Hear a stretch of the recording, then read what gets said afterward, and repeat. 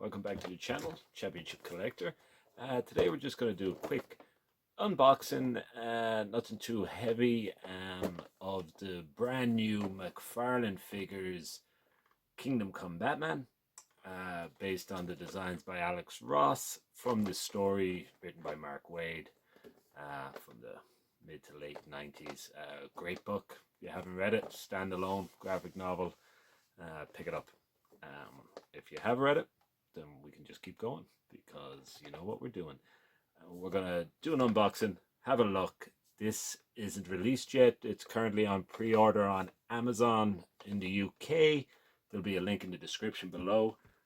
We're gonna have a look at this, and then we're gonna compare it to the vintage-ish late 90s, early 2000s DC Direct line of Kingdom Come figures. What's funny about this is look at the size of the box on the DC Direct one, and then look at the size of the box. Even though this one is actually a smaller figure than this, but we'll get to that later. So now I have him out of the package. Here you go. As with all the McFarlane figures, he is 7-inch scale. Typical. He's got the, which is quite good on this one. Got the arms, wrists are good. Elbows are a little tight, so you might need to work them before you play with them. This one is barely moving. Got a little bit of a left to right there, which I like. The knees, look, I can't tell if they're double jointed or single jointed, because only one of the joints seems to be working for the knees. It's got the toes and the ankles, which are really nice. Head doesn't really move. It has a little bit left to right there, as you can see, and it has no up and down. But I think the turn on the waist there is, the torso is good enough on him. You wouldn't need to worry too much about the head. Also, he's got the head brace from the comics. Great series, as I mentioned previously. Love the back of this. I love the shine. Look at the shine on the wings. The very Rocketeer inspired pack there on the back. Just excellent. The fists are closed. I probably would have liked the hand open on them, but that's just an aside, really. I'm going to clip on the wings. The rest of the wings come separately, but they don't. So let's stick them like that. And I'm assuming it's not going to be too difficult to clip them on. No, they clip on quite easy.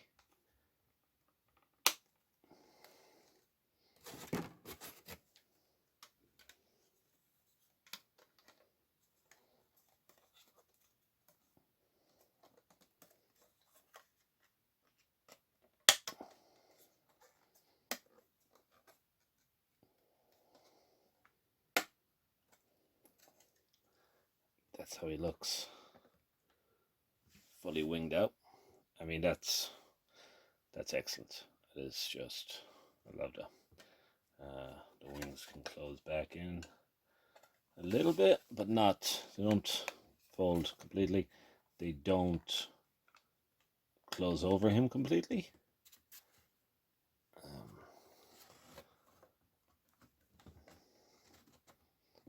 But it does look, I mean, this is a super good action figure. This is definitely a good look for this guy. Let's see if I can get a close-up of his face. It is aged. It's probably not as aged as I would like, but again, that's just me. For those of you who haven't read the comic, this is a future version of Batman, and he's a future version I much prefer this version to The Dark Knight Returns. That's a personal preference. But let me just grab the DC Direct version, which is, I don't know, 20 years old at this stage, and we'll just compare the two. So here's the DC Direct version. As you can see, it's similar. Something I never noticed about this one, it looks much more Batman the Animated Series than the comic version, but that's just when I'm comparing it to the new McFarlane figure. The articulation on this had a twist on the elbow, no bend, up and down on the arm, twist on the hands, no waist, no leg movement, no feet. Did he have any head? He does turn the head slightly.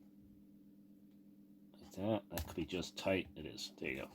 So he does have the head.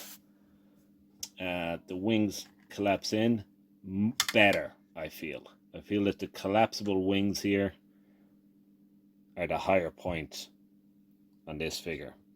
The jetpack on this one is just, it's almost steampunky, and off the top of my head I can't remember which one is actually more comic book accurate. I'm going to assume this one is, because it was the first one they released, and they definitely got the cape right here.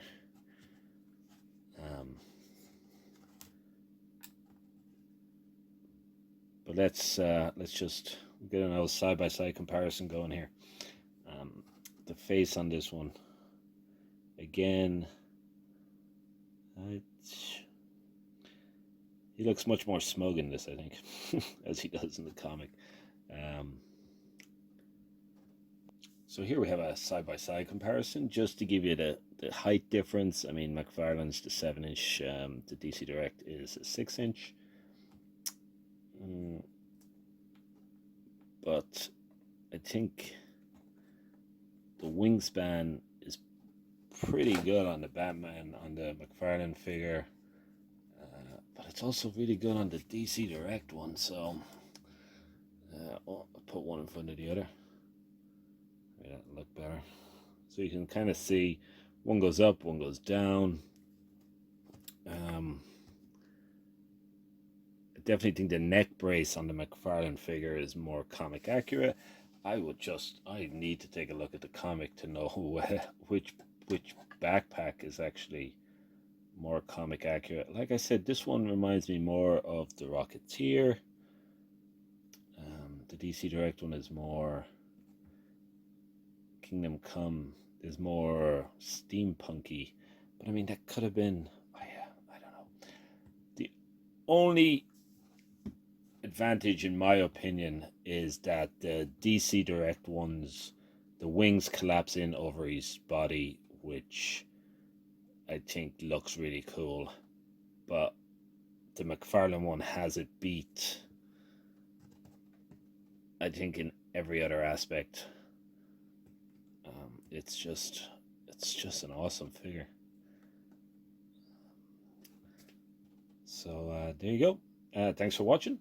Hit that like button, the subscribe button. I have an Amazon link in the description if you want to pre-order this guy. I think you should. I think he's out in the next 2 weeks. And maybe pick yourself up a copy of the Kingdom Come graphic novel. I know I personally have the single issues, the graphic novel, and the Absolute Edition. It's definitely worth reading. It's just one of those fantastic standalone stories. But yeah, so thanks again for watching. Hello. Thanks for watching. If you liked the video, hit the like button. If you didn't like the video, comment. Let me know. Teach me something. For more geeky videos like this and other stuff, hit the subscribe button. I'll talk to you guys next time.